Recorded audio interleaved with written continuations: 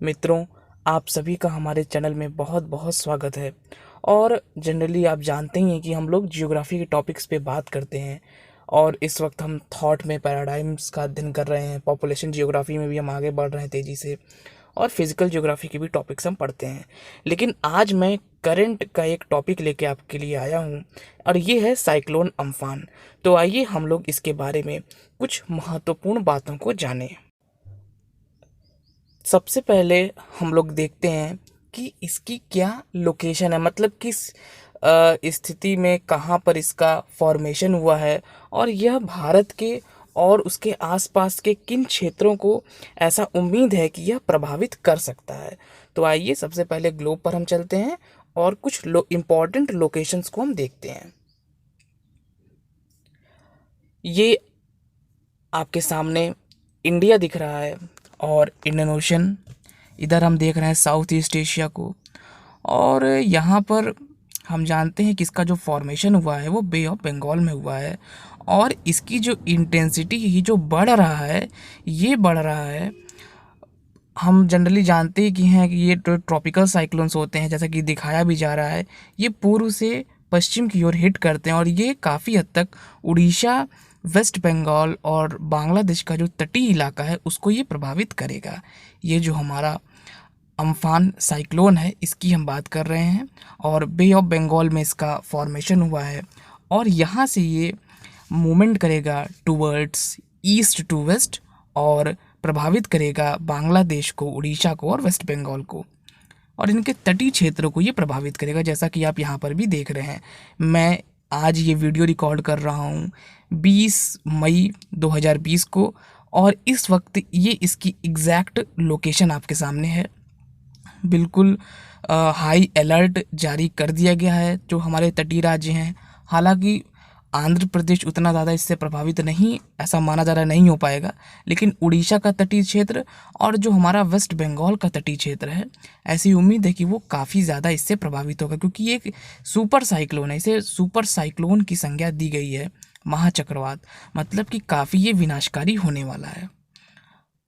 और जनरली हम लोग जानते ही हैं कि जो हमारे साइक्लोन्स होते हैं, जो हम अभी तक पढ़ते आए हैं, और आगे क्लाइमेटोलॉजी में हम डिटेल में इस पे बात करेंगे, ये साइक्लोन्स जो गति करते हैं, ये पूर्व से पश्चिम की ओर गति करते हैं। तो पूर्व इधर हो गया हमारा, और पश्चिम इस साइड हो गया। तो ये आपको देखने में लग ही रहा है कि इनकी गति जो हो रही है वो पूर्व से पश्चिम की ओर हो रही है। और जो हमारे उड़ीसा, वेस्ट बंगाल और बांग्लादेश के तटीय क्षेत्र हैं, वो इससे काफ़ी ज़्यादा प्रभावित होने वाले हैं। और एक चीज़ मैं आपको यहाँ और बता दूँ कि जनरली तो ये जो गति करते हैं ये पूर्व से पश्चिम करते हैं, जैसा कि आपको बुक्स में भी मिलेगा।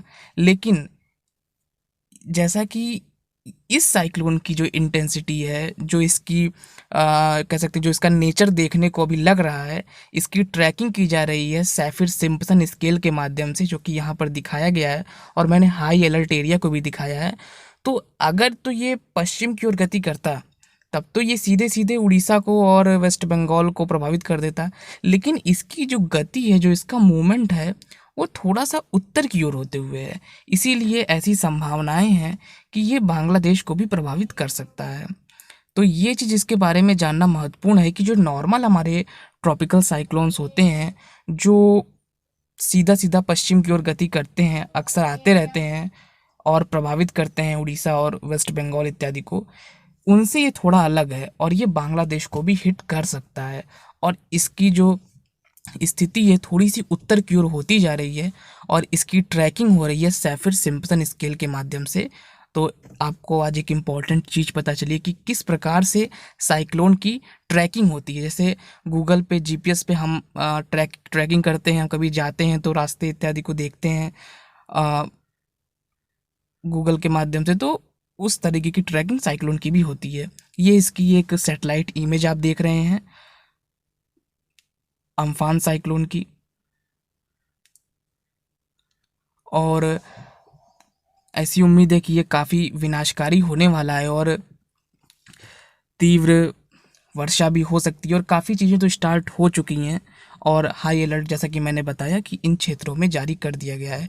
और साइक्लोन के बारे में जनरली हम जानते ही हैं कि इसमें जो हवाएं चलती हैं वो बाहर से केंद्र की ओर चलती हैं और इन हवाओं को हम कहते हैं ग्रेडियंट विंड। ग्रेडियंट विंड हम टर्म का यूज़ करते हैं इनके लिए। जब हम लोग साइक्लोन पढ़ेंगे तो ग्रेडियंट विंड इत्यादि के बारे में हम डिटेल में बात करेंगे, लेकिन यहाँ इस अध्याय को बनाने का सिर्फ मेरा एक उद्देश्य है कि सभी लोग इसके बारे में थोड़ा जान लें। अम्पन मीनिंग इसका क्या मतलब है?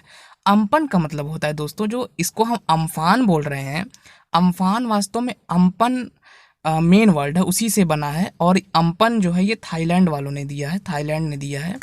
इसका मतलब होता है स्काई। तो मतलब ऐसा हो सकता है कि इसकी लहरें खूब ऊंची उठे, तो इसके लिए उन्होंने अम्पन शब्द दिया जिसका कि स्काई मतलब होता है। तो आपको ये भी पता चल गया कि इसका नामकरण किस पे हुआ है। अम्फान मतलब अम्पन मतलब स्काई। और आई ऑफ साइक्लोन आपको दिख रही है, ये मैं एक और इमेज आपके लिए लेके आया हूँ, सैटेलाइट इमेज, और मैंने उस एरिया को भी दिखाया जहाँ पर उम्मीद है कि ये प्रभाव अपना डालेगा। एंड डीआरएफ और एसडीआरएफ की टीमें तैनात हैं और इन क्षेत्रों में हाई अलर्ट जारी कर दिया गया है। जो हमारा उड़ीसा का कोस्टल इलाका है, सुंदरवन वाला इलाका है, और वो ज़्यादा इससे प्रभावित होने की वहाँ पर आशंका है। तो आप जानते हैं कि एनडीआरएफ एसडीआरएफ का काम ही यही है कि ऐसे क्षेत्रों में उनकी तैनाती हो गई है और बचाव और राहत के कार्यों के लिए जो हमारी गवर्नमेंट है वो पूरी तरीके से तैयार है। तो इस प्रकार इस छोटे से अध्याय में दोस्तों इतना ही।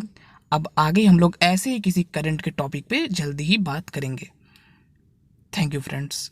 और अगर दोस्तों आपको हमारा ये अध्याय अच्छा लगा हो, कुछ आपको इम्पोर्टेंट जानकारी मिली हो, तो इस वीडियो को लाइक करें, शेयर करें और इस हमारे चैनल को सब्सक्राइब करें, क्योंकि ऐसे ही जियोग्राफी के जो भी टॉपिक्स हैं, छोटे छोटे कुछ इंपॉर्टेंट घटनाएं हैं, वो हम आपके लिए लेके आते रहेंगे।